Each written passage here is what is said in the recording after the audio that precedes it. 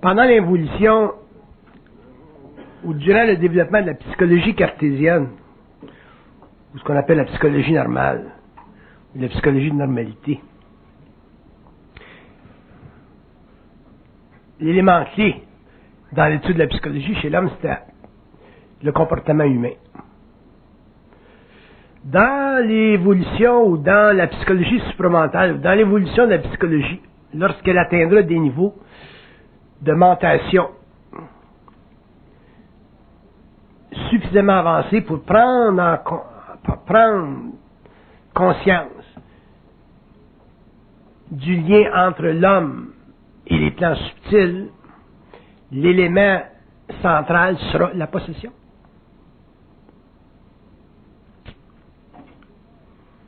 Donc autant l'étude du comportement humain était fondamentale pendant l'évolution de la psychologie évolutive, dans l'évolution ou au cours du développement de la psychologie évolutive, ce sera la compréhension de tous les aspects de la possession ou du chevauchement ou de la possessivité qui sera centrale à l'étude de la psychologie humaine.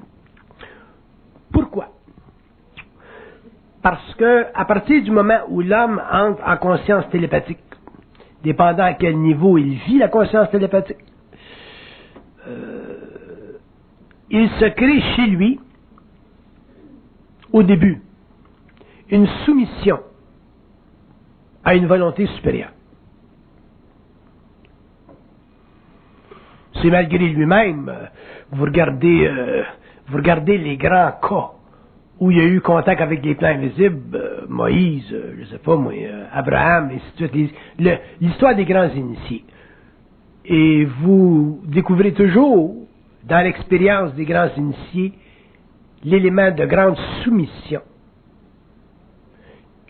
Puis dans le traitement de cette soumission, sur le plan christique, au niveau de la vie du Nazaréen, par exemple, ben, on connaît très bien à travers l'histoire la grande affection qu'il avait pour son père, la soumission à l'Éternel, la soumission à son père. Et cette condition involutive qui était nécessaire, inévitable et fructueuse même pour le développement de l'histoire humaine telle qu'elle est aujourd'hui. Au cours de l'évolution, c'est un appel intégral au désastre.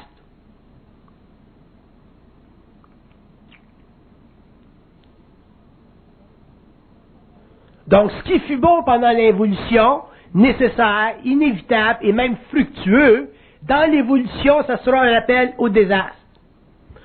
Pourquoi? Parce que, premièrement, l'homme nouveau, ou l'homme de l'avenir, ou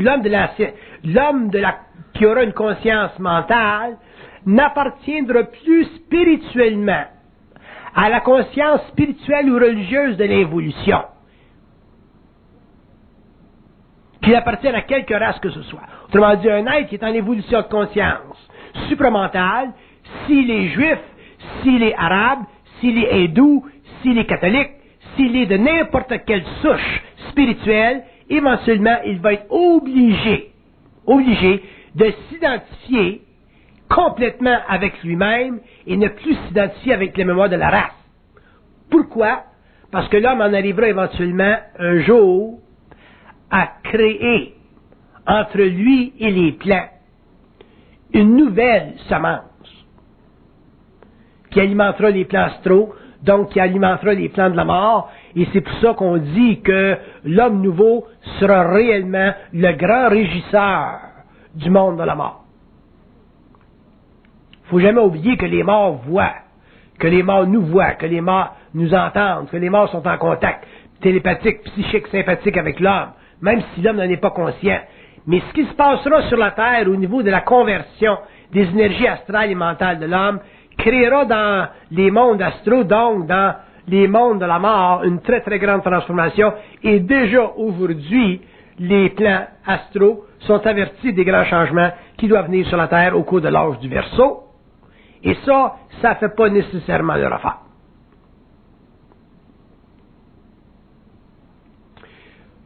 Dans le cadre de cet énoncé, On doit prendre conscience que, à partir du moment où l'homme viendra en contact télépathique avec les plans subtils, jusqu'à temps qu'il en arrive à les intégrer, donc à en avoir une parfaite maîtrise, l'homme sera très facilement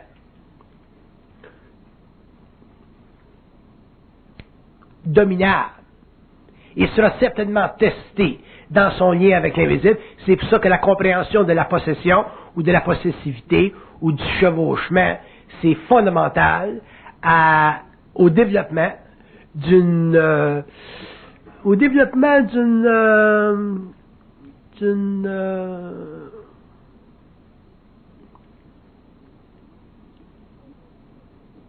la compréhension de l'état de crise que l'homme nouveau vivra lorsqu'il viendra en contact avec ces plans-là. Parce qu'être en contact avec l'invisible, ça crée chez l'individu une sorte d'état de crise. Parce que tu sembles perdre le contrôle. T'es content, t'avances. T'es content, tu viens en contact avec. T'es content, t'as accès à. Mais dans un même temps, comme tu prends conscience du mensonge, de la manipulation, donc de tous les effets secondaires de la possession ou du chevauchement, il se crée chez l'être humain une sorte d'état de crise. Et la psychologie supramentale sur la Terre permettra de développer à l'avenir les outils nécessaires pour que l'homme puisse réellement contrôler ces états de crise occultes-là qu'il vivra dans son rapport avec l'invisible, et ça, éventuellement, ça l'amènera à intégrer totalement ces forces-là, et éventuellement à en arriver à pouvoir réellement s'exécuter en tant qu'être de lumière sur le plan matériel, dépendant de son rayonnement, dépendant de sa programmation, et dépendant de ce qu'il voudra faire sur la Terre. Donc, le temps est révolu où on peut simplement parler de possession comme étant une chose ou une expérience qui fait partie de la vie des pauvres d'esprit.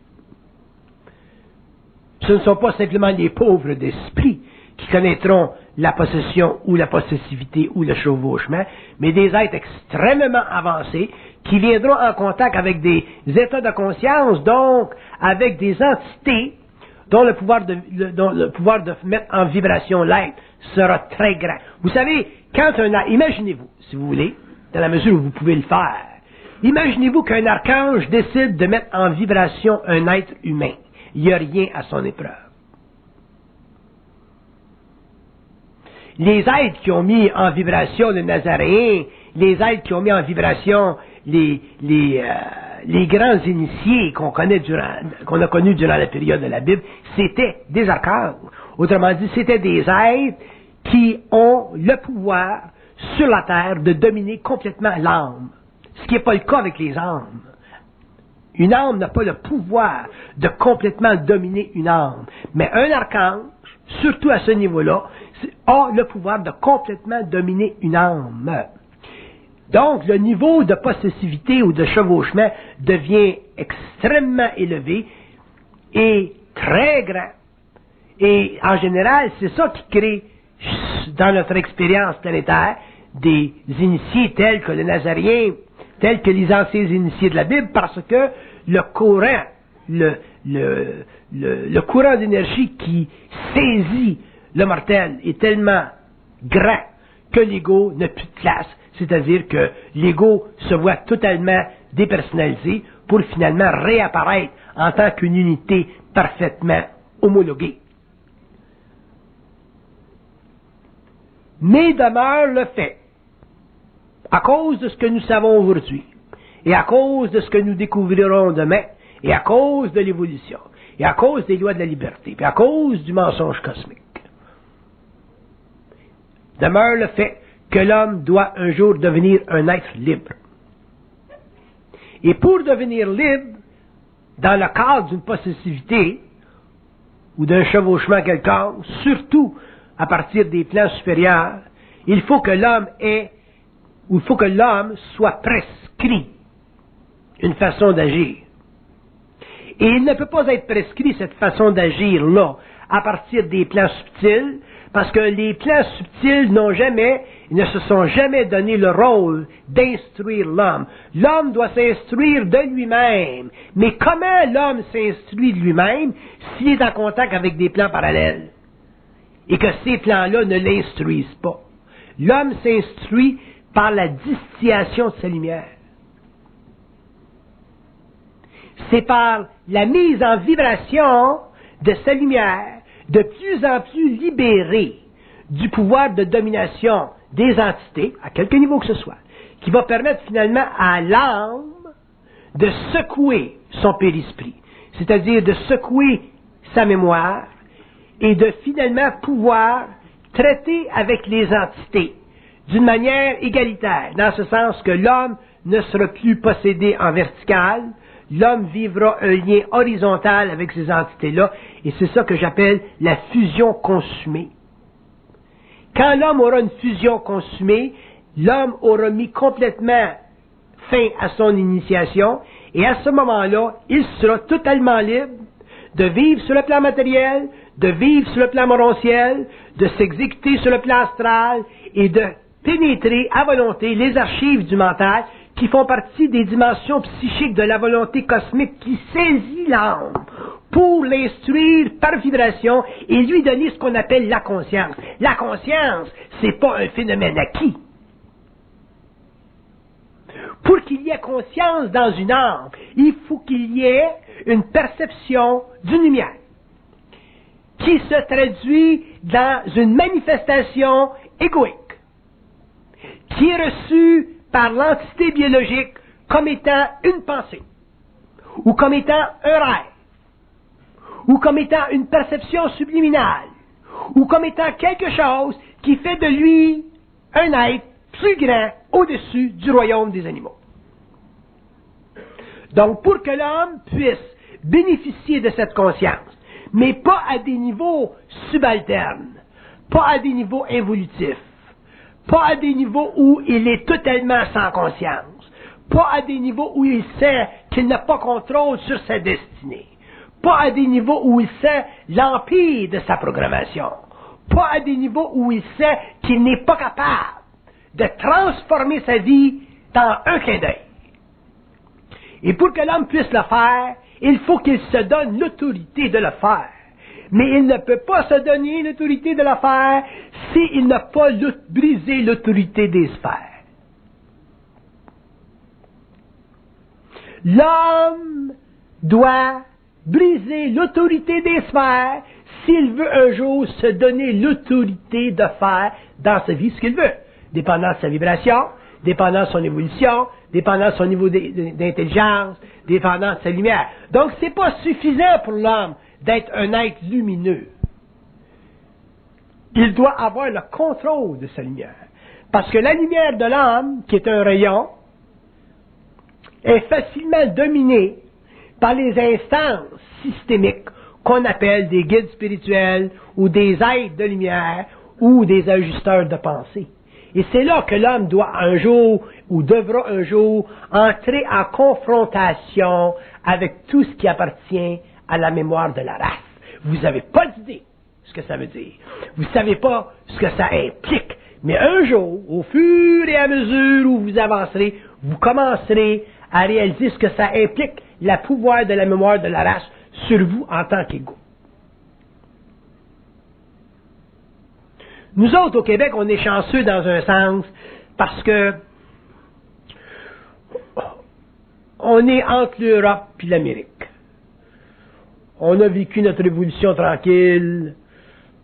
On est sorti du grand giron de l'Église. Le Québécois, dans un sens, est très très bien positionné pour faire sa marque dans l'étude des sciences avancées de la vie. D'ailleurs, c'est une des raisons pourquoi le Québec est très très marqué dans le monde comme étant un endroit privilégié pour l'étude des sciences parallèles. Par contre, le problème du Québécois, c'est que le Québécois est trop généreux par rapport à l'invisible. Parce que le Québécois demeure un être très marqué par sa spiritualité. Mais il apprendra avec le temps à se donner une force intérieure qui lui permettra de venir en confrontation avec l'occulte. L'occulte, c'est pas quelque chose qu'on épouse. On l'épouse quand on est dans l'évolution. Quand on est dans l'évolution, on aime ça, aller dans une séance puis jouer avec les tables. On aime ça, voir des ectoclastes qui se manifestent. On aime ça les photographier. On aime ça rencontrer des médecins ou des scientifiques qui ont travaillé dans le domaine. On aime ça voyager dans le monde puis rencontrer des gens qui ont eu des expériences paranormales. Mais ça fait partie de l'éveil de notre conscience intellectuelle et spirituelle. Ça fait partie de notre curiosité. Puis ça fait encore partie de notre ignorance. Mais un jour, lorsque l'homme viendra à se manifester, autrement dit, à sentir sa puissance, sa propre puissance, à mettre en vibration sa propre lumière, vibrer sa propre lumière comme il veut, dire ce qu'il veut, quand il veut, à qui il veut. À ce moment-là, l'homme sera capable de déterminer sa relation avec l'invisible et il pourra à ce moment-là être en mesure de maîtriser ces forces-là. Parce que la maîtrise de l'invisible, c'est aussi important pour l'homme de l'évolution que le succès psychologique de son ego le fut pendant l'évolution. Pendant l'évolution, c'était le succès de l'ego qui comptait. Devenir bon médecin, bon éducateur, bon prêtre. Mais dans l'évolution de la conscience supramentale sur la Terre, ce sera la maîtrise des forces occultes qui signalera chez l'homme le grand avènement de sa conscience, le grand développement de sa conscience. Parce que quand tu es rendu à traiter avec l'invisible, tu te préoccupes plus tellement de la matérialité, excepté pour les aspects fondamentaux purement mécaniques de sa fonction sociale. C'est ce qui se passe dans ton esprit. Tu vis réellement au niveau de ton esprit quand tu es conscient. Tu vis plus au niveau simplement de ton ego réflectif, de ton ego qui réfléchit les moindres pulsions de l'âme. C'est réellement au niveau de ton esprit. Puis éventuellement, mais si tu vis réellement au niveau de ton esprit, tu es en communication. Puis si tu es en communication, tu parles avec. Si tu parles avec, tu veux savoir avec qui tu parles. Si tu parles avec quelqu'un, mais tu ne veux pas te faire compter de conneries. Mais pour pas te faire compter de conneries, il ne faut pas que tu sois con non plus. Fait qu'il y a tout un engagement entre l'homme et l'invisible, entre l'homme et son ajusteur de pensée. Et moi, je vous dis, de par mon expérience, que l'homme devra finalement égaliser son lien avec l'invisible. Équilibrer son lien avec l'invisible. Et ça va demander de sa part énormément d'intelligence. Puis quand je dis énormément d'intelligence, je veux dire un minimum de croyance. Oubliez jamais que la croyance a été le mécanisme utilisé par les sphères et par le plan matériel, le pouvoir sur le plan matériel, pendant l'évolution.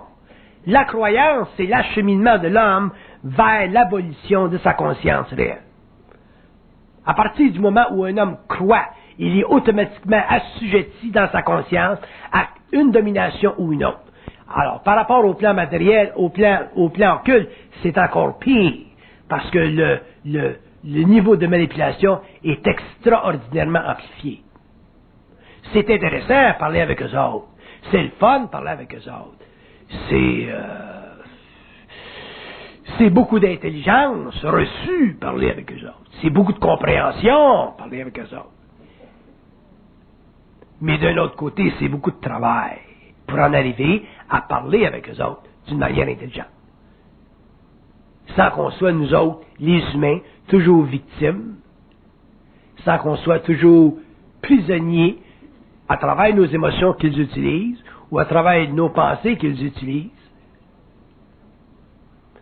Fait, quand je dis que la possession, puis l'étude, la compréhension de la possession au cours de l'évolution ou du chevauchement ou de la possessivité, appelez ça comme vous voulez, le contrôle qu'ils ont sur l'homme, ça fera partie du mandat de la prochaine psychologie. Et ce sera son rôle de cette psychologie d'expliquer aux êtres en évolution comment se comporter par rapport à des forces qui sont très puissantes.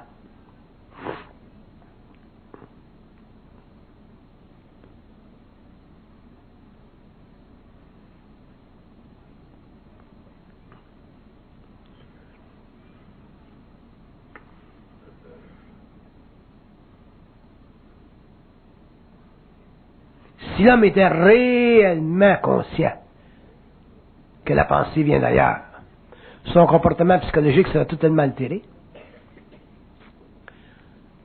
Mais c'est difficile pour lui d'être totalement conscient parce qu'il a besoin ou il recherche constamment à se diviser de cette relativité-là, de cette relation-là. L'homme en général n'est pas intéressé trop à s'avancer dans une dialectique avec ces plans-là, dans un dialogue avec ces plans-là. Puis dans un sens, je le comprends, puis dans un sens, je suis d'accord. Parce que dans un sens, et dans un gros sens, l'homme ne devrait même pas parler avec eux autres. Ne devrait même pas avoir à parler avec eux autres. Parce que d'une manière ou d'une autre, l'énergie, elle vient d'ailleurs. Ce que l'homme doit, par contre, pouvoir faire, c'est que s'il y a communication avec les plans parallèles, il doit être capable, en tant qu'humain, en tant qu'être réellement initié au mystère de la conscience humaine, il doit être capable, lui, de ne plus être affligé par ces forces-là, donc ne plus être affligé par ses pensées. Commencez sur ce plan-là. Commencez à ne pas être affligé par vos pensées. Et à ce moment-là, ben, vous allez commencer à comprendre un petit peu le jeu qui se joue derrière la scène de votre ego. Si vous vous laissez affliger par vos pensées, ben, c'est à ce moment-là, vous tombez dans le panneau. Puis si vous tombez dans le panneau à ce niveau-là, imaginez-vous que vous ne pourrez jamais être en conversation télépathique, intégrale, objective, avec des plans supérieurs. Ça veut dire que la source de votre intelligence sera toujours diminuée, elle sera toujours graduée vers des plans inférieurs, et vous n'aurez jamais vous n'aurez jamais le grand sentiment de savoir. Vous ne saurez jamais que vous êtes réellement intelligent. Et l'homme un jour doit le savoir qu'il est réellement intelligent parce que c'est un être de lumière.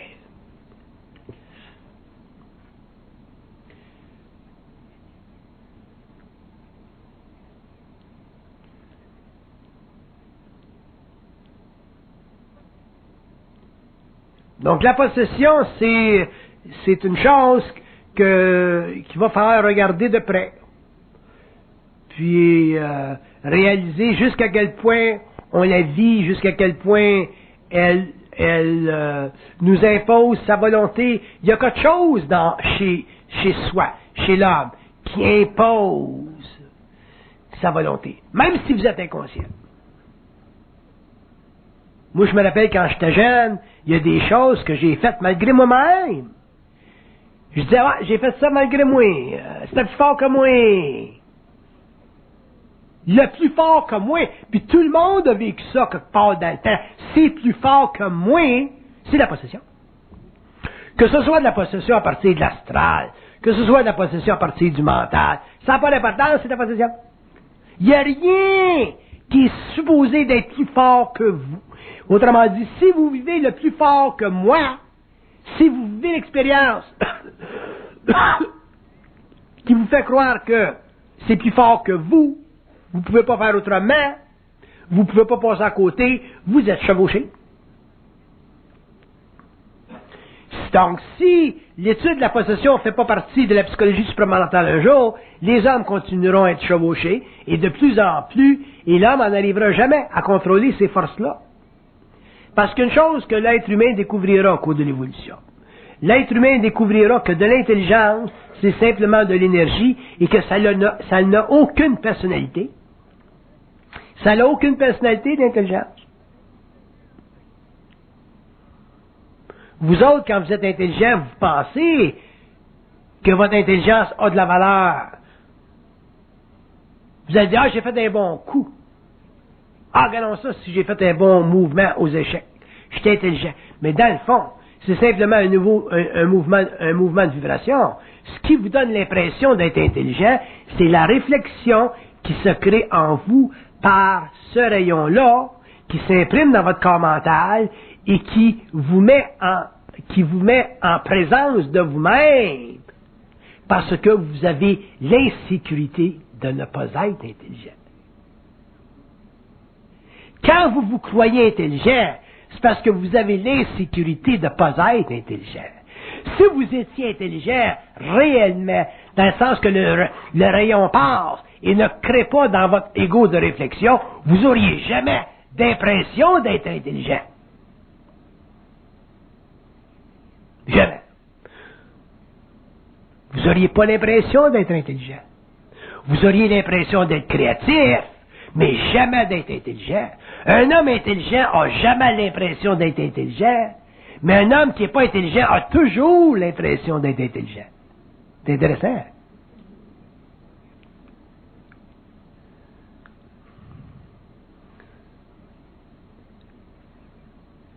Parce qu'être intelligent, c'est pas intéressant.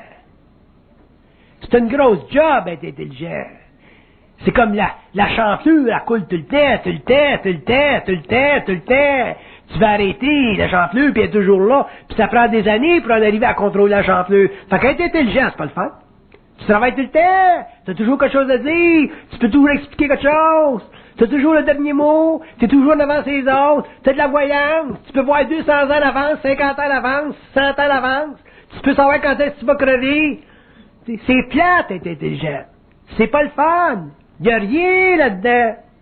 La seule chose qui est valable en ce qui concerne le phénomène de l'intelligence, c'est le mouvement vibratoire de cette énergie-là qui passe à travers l'ego, qui est devenu extrêmement transparent et qui crée ce qu'on appelle l'alliance avec les plans subtils, c'est-à-dire la fusion avec ta source, c'est-à-dire ton principe conducteur, qui est ton ajusteur de pensée. Puis même là encore, l'ajusteur de pensée, faut que tu dises, c'est quoi ça l'ajusteur de pensée? Tu peux pas prendre ça pour du cash. C'est quoi un ajusteur de pensée? Parce qu'ils vont te donner des mots pour le temps. Mais si tu veux aller plus loin, puis tu veux sortir du temps d'humanité 1995, puis savoir qu'est-ce que c'est un ajusteur de pensée dans le temps d'humanité, disons dans 3000 ans, faut que tu poses des questions qui sont appropriées. Mais à ce moment-là, il faut que tu sois capable de supporter ce qu'ils vont te renvoyer. Fait qu'être intelligent, c'est pas intéressant. Pendant l'évolution, on trouve ça intéressant parce qu'on a de l'ego. Puis comme on a beaucoup d'insécurité parce qu'on ne sait pas ce qui se passe en arrière de l'espace-temps, de notre conscience, on vit beaucoup d'insécurité. Mais quand tu commences à vivre dans cette énergie-là, dans cette conscience-là, dans cette télépathie-là, tu n'es plus intéressé à être intelligent. Tu es intéressé simplement à être bien dans ta peau, tranquille, la paix dans ton esprit. Mais pour en arriver à ça, il faut que tu en arrives à dépasser les étapes subtiles de la possession. Vous n'en arriverez pas à la conscience supramentale sans vivre un certain degré de possession ou de possessivité. Évidemment, vous ne la vivrez probablement pas comme moi je l'ai vécu, parce que à cause de ma situation. Mais vous vivrez un petit peu de la possessivité. Vous vivrez la force qui est plus grande que vous autres. Vous vivrez quelque chose chez vous qui est réellement puissant, qui crée, qui vous prédestine à, qui vous crée des conditions qui sont qui se manifesteront dans 20 ans. Ils vont tout préparer d'avance. Tu rencontres ton mari. Pourquoi tu rencontres ton mari? Tu rencontres ton mari parce qu'il a une belle job? Ou tu rencontres ton mari parce que c'est une tête de cochon qui va te faire souffrir? Ou parce que c'est un gars qui boit et qui va te faire souffrir? Ou parce que c'est un gars qui va te battre?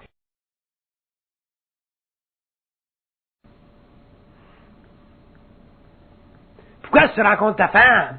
C'est parce qu'elle est fine? Parce qu'elle fait des beaux hamburgers? Ou parce qu'elle va te tomber ses nerfs? Puis tu voudrais pas la crisser là parce que t'es un bon catholique? Elle va être névrosée à l'os. Mais tu vas pas la laisser là parce que t'es un bon catholique.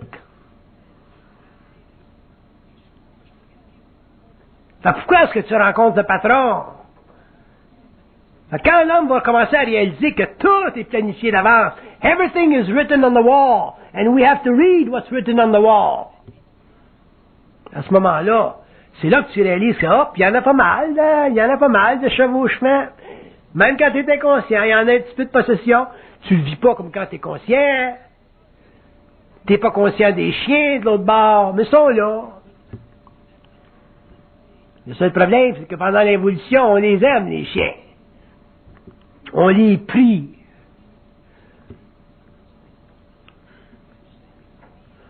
Je regarde ce qui se passe dans le monde, là, des femmes qui écrivent des livres. Là. Il y a une nouvelle, il y a un nouveau lexique qui sort. Là. Ils appellent ça l'angélologie. L'étude des anges.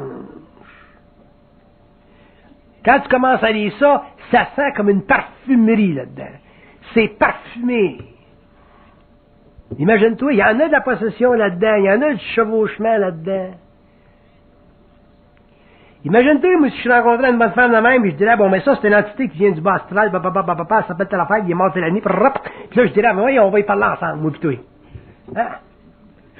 En vivrait-tu de la chaleur dans la colonne vertébrale?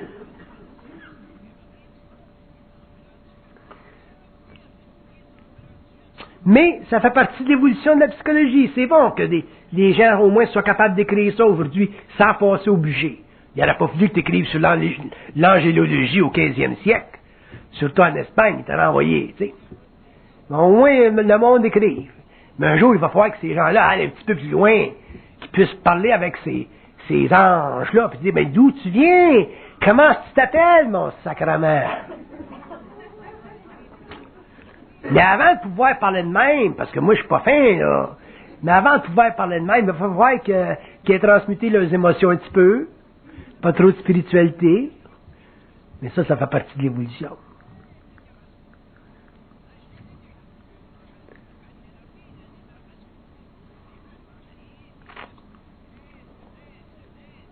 Fait que regardez bien ça, l'affaire de possessivité, de chevauchement, de possession. Regardez ça froidement. Ayez pas peur de regarder ça. Ayez pas peur de regarder quoi que ce soit. Parce que si vous avez peur de regarder des choses, un jour, vous allez devenir victime de vos propres craintes. Vous pouvez pas avoir peur. Un homme conscient peut aller dans le bas astral, dans des sphères au centre de la Terre, et en sortir totalement intact. Il y a des mondes dans le centre de la Terre qui sont absolument abominables, absolument laids. Vous savez pas qu'est-ce que c'est, vous autres, absolument laids. C'est laid. Je peux vous dire que c'est laid. T'as hâte de remonter dans l'élévateur. Mais un être conscient est capable de se promener n'importe où. Et c'est la liberté de l'homme de se promener n'importe où. Ça fait partie de sa lumière de se promener n'importe où. Fait que l'étude de la possession, un jour, ça fera partie de l'étude de l'homme. Quand il y aura des bouquins décrits sur ça, ça fera partie de la mémoire de l'homme, de la mémoire d'une nouvelle race humaine. Et ce sont des choses qu'on devra regarder et étudier avec fermeté, parce que ça fait réellement partie du nouveau contrat entre l'homme et les mondes parallèles. Vous ne pouvez pas venir en contact avec les plans parallèles sans que votre corps mental soit magnétisé. Tu peux pas être des champs et rencontrer quelqu'un qui descend en sa coupe volante sans perdre ta conscience, sans perdre ta mémoire, puis sans perdre le fait que il y a un petit 4 heures qui te manque. Tu peux pas! Il y a toujours un petit 4 heures qui te manque quand tu rentres dans une soucoupe volante. Puis quand tu viens en contact avec ces mondes parallèles-là, ils sont toujours capables d'utiliser ta mémoire. Ils sont capables de rester en suspension dans l'invisible pendant 2-3 semaines avant de se matérialiser dans ton champ de carottes. T'es voué même pas qu'ils sont là. Fait qu'un jour, tu vas être obligé d'aller encore plus loin. Tu vas être obligé de dire, bon, mec, c'est quoi ça, le monde des esprits? Ça existe-tu, ça, des esprits? C'est quoi cette forme-là? Pourquoi est-ce qu'on utilise le terme esprit? Puis un jour, tu vas arriver à la réalisation que le terme esprit, c'est simplement un terme, c'est un placebo psychologique pour nous empêcher de voir et de comprendre qu'il existe des civilisations qui évoluent dans des systèmes parallèles, dans des espaces-temps parallèles, qui sont très, très évolués, comparés avec nous autres. Puis quand je dis évoluer, je veux dire que ces civilisations-là appartiennent à des systèmes différents, point à la ligne. Quand je veux dire évoluer, je ne veux pas dire qu'on est sans dessin. Je veux dire que, point à la ligne, ils appartiennent à des systèmes différents.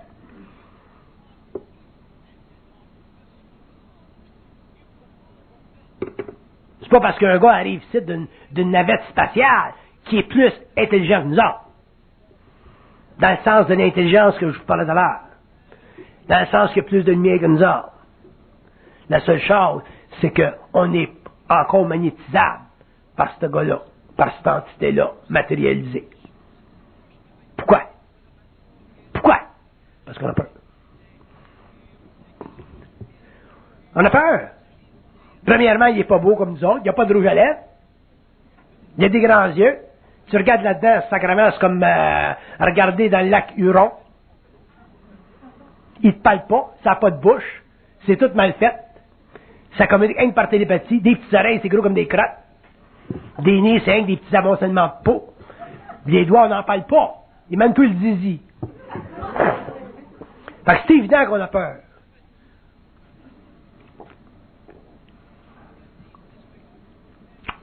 Fait que le mental est magnétisé, le corps astral est magnétisé, puis ils font ce qu'ils ont à faire. Puis c'est pas nécessairement que c'est pas du bon monde, c'est que nous autres, on n'est réellement pas dans notre réalité. Fait que comme on n'est pas dans notre réalité, ils ne sont pas capables de nous rentrer dans leur réalité, donc ils sont obligés de nous garder aux portes de leur réalité, et les portes de leur réalité, c'est l'imagination qu'on a d'eux autres.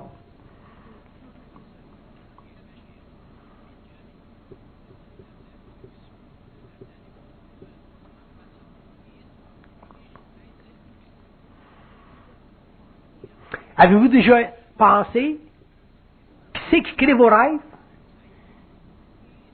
Qui c'est qui crée ces structures absolument extraordinaires, complexes, que vous êtes capable techniquement de comprendre le matin quand vous vous levez? Ou pas capable, dépendant de qui vous êtes. Qui c'est qui est capable, qui c'est qui crée ces structures-là auxquelles vous n'avez jamais pensé? Des mondes que vous vous êtes jamais imaginés. Ça vient d'où? Qui c'est qui crée ça? Avez-vous déjà pensé à ça?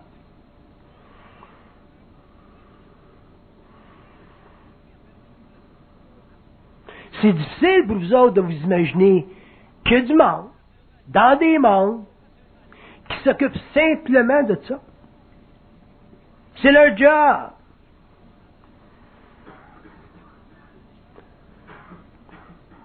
On crée des films, nous autres. On n'est pas bien. On est encore dans la matière. On crée des films. On est capable de créer des belles illusions, hein? Dans le cinéma. Mais imaginez-vous dans les autres mondes ce qu'ils sont capables de créer dans notre cinéma. Mais il vient un point quand on scrute la relation entre les plans, il vient un point qu'on commence à tomber dans ce que j'appelle le syndrome de Disney. Ça commence à être de la science-fiction. Mais à partir du moment où vous entrez dans la science-fiction, c'est à partir de ce moment-là que vous entrez dans la réalité. Fait que le réel, il commence où notre réalité arrête. Puis notre réalité, elle arrête où ce que notre science-fiction nous empêche d'aller plus loin, parce qu'on se dit, ça se peut pas. Tu peux pas avoir du monde qui crée des rêves dans ma tête. Tu peux pas avoir quelqu'un qui se promène d'une petite boule de lumière dans ma chambre. Tu peux pas avoir quelqu'un qui se présente à moi dans ma chambre le soir avec une grosse machine pour étudier mon cerveau, puis qui disparaît. Tu peux pas avoir un rêve dans ma chambre qui sort de mon cerveau puis qui s'en va vers le nord-est. Ça se peut pas. Tu peux pas avoir un téléphone qui signale tout seul. Ça se peut pas. Tu peux pas avoir quelqu'un qui arrive sur mon écran de télévision. Ça se peut pas. À partir du moment où ça se peut pas, ça se peut. Mais pourquoi est-ce qu'on n'est pas capable de dealer avec ça? Parce qu'on pense. C'est quoi penser?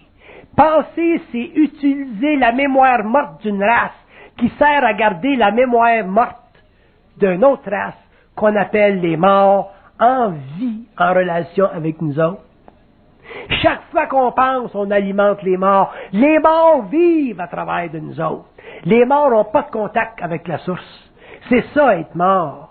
C'est pour ça que c'est plate, être mort. Puis c'est pour ça qu'un jour, il va falloir que l'homme arrête d'aller dans l'astral, puis qu'il arrête d'y aller sur le plan mononciel, qu'il amène sa conscience intacte avec lui au-delà du corps matériel. Parce que les morts sont obligés d'être en contact avec l'homme. Que ce soit des grands morts, des petits morts, des moyens morts, des morts dans le bas astral, des morts dans le haut astral. Toutes les morts, tout ce qui est mort, ça bouge pas tout seul. Les morts ont besoin de l'homme. Pardon. Ils ont besoin de la lumière de l'âme. Demandez-leur. On va le dire. L'histoire, c'est moi qui l'ai dit. Vous ne vous compterez pas d'histoire.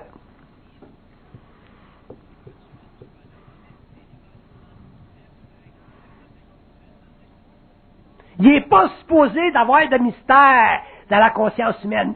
Quand vous regardez quelque chose, vous êtes supposé de le savoir. N'importe quoi.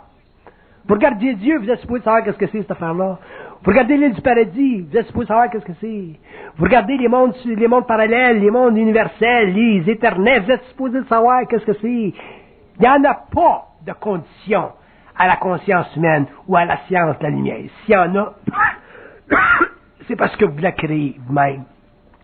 Par vos propres craintes, vos propres limitations, votre propre pensée, vos propres mémoires. Vous allez être obligé de sortir de la conscience de la race si vous voulez en créer une nouvelle ou si vous voulez appartenir à une race mentale qui n'a pas contact avec le passé de l'humanité.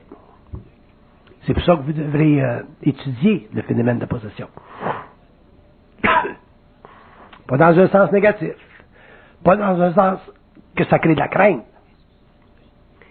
mais dans le sens que ça fait partie d'une investigation de la relation entre l'homme et les plans universels.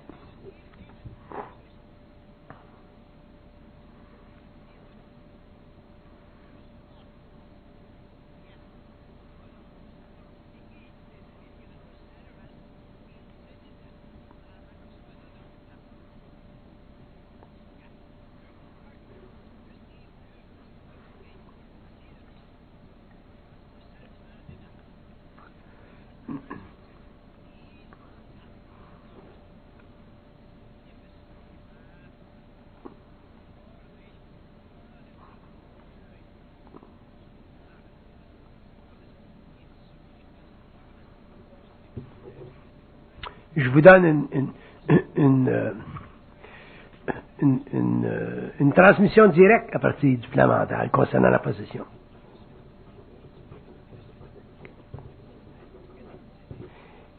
Ils disent que c'est le devoir de l'homme de savoir, de comprendre jusqu'à quel point il n'est pas seul et jusqu'à quel point il n'est pas libre dans cette dualité. C'est son rôle, c'est son devoir.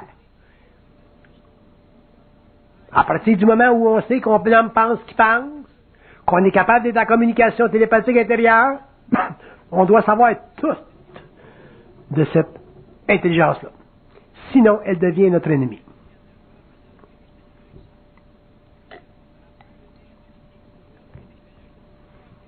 Elle devient notre ennemi. Non pas pour des questions d'ordre moral, mais parce que ça fait partie de la loi de vibration. Ça fait partie de la loi des énergies. Tout est vibratoire pour eux autres. C'est pas comme nous autres. Nous autres, on est logique. 1 plus 1, ça fait 2.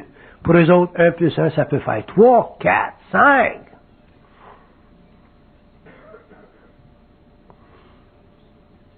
Puis plus vous allez monter sur l'échelle d'évolution, plus vous allez être en contact avec des entités de haut niveau, et il y a des entités de haut niveau, vous allez être obligé de réellement apprendre à tester votre acumen contre eux autres et à ne jamais les prendre pour du cash. Puis c'est là qu'à ce moment-là, ils vont renverser la vibration et ils vont vous permettre de réellement croître, c'est-à-dire savoir que vous êtes réellement intelligent. Puis ils vont vous le dire.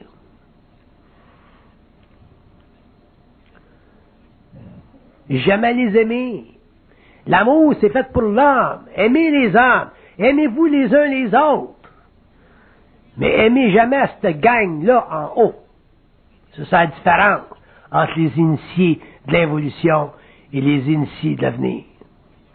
Je peux vous garantir que les initiés de l'évolution n'auront aucun amour pour la paix, le Fils ou le Saint-Esprit. Bye.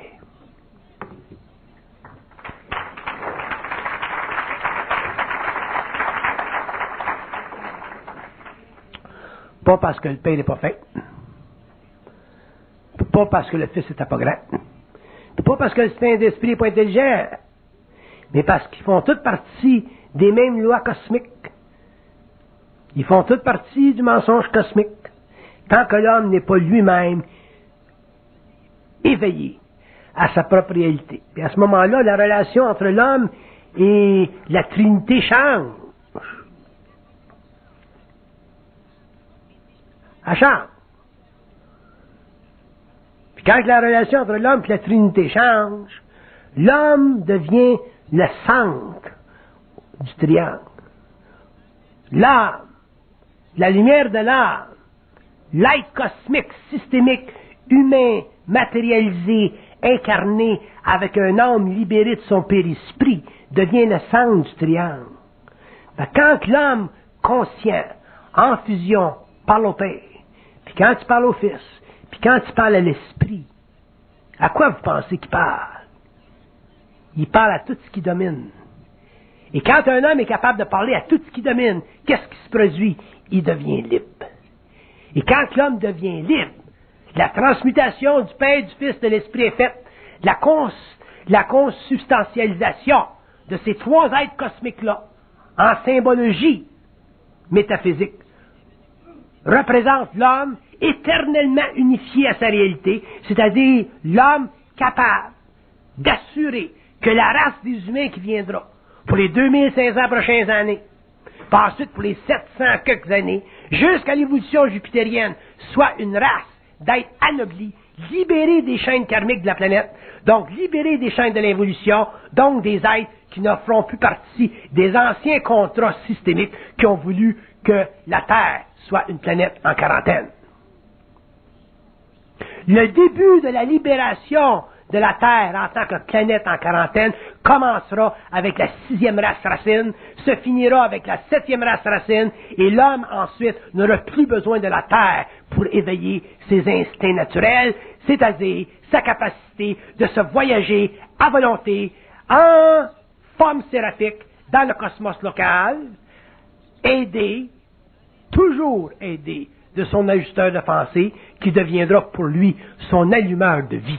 Quand l'homme pourra rencontrer son allumeur de vie, son ajusteur de pensée, au lieu d'être simplement un créateur de pensée pour lui, qui lui permettra, au nom de la forme, de se développer un ego planétaire, au lieu de faire ceci, son ajusteur de pensée deviendra un allumeur de vie. Ça veut dire que c'est lui qui passera, qui créera un sillonnement dans le cosmos local, et l'homme pourra, avec son âme, connecté avec son ajusteur de pensée, l'homme pourra voyager dans le cosmos, éveiller des nouvelles planètes à la conscience, créer des nouveaux mondes et instituer finalement dans le système local ce qu'on appelle le principe de l'amour, que le Christ est venu sur la terre pour implanter, mais n'a jamais réussi à éduquer l'humanité, parce qu'avant d'aimer, il faut être intelligent, sans ça on est des cons.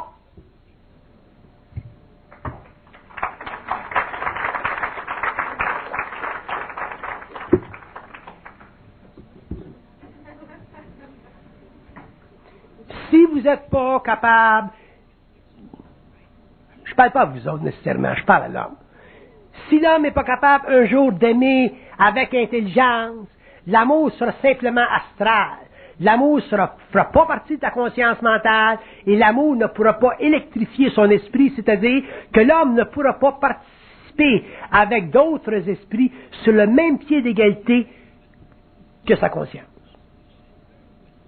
Donc, les êtres seront toujours en relation d'expérience avec lui, et l'homme ne sera jamais réellement, pour son frère, non simplement un collaborateur, mais une source de complète jouissance sur le plan psychique.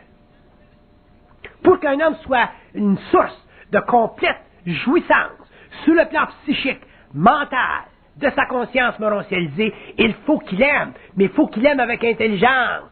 S'il n'aime pas avec intelligence, l'homme se servira de l'amour pour assujettir d'autres hommes qui, à cause de leur faiblesse, se laisseront aimer pour ne pas être seuls. Bye.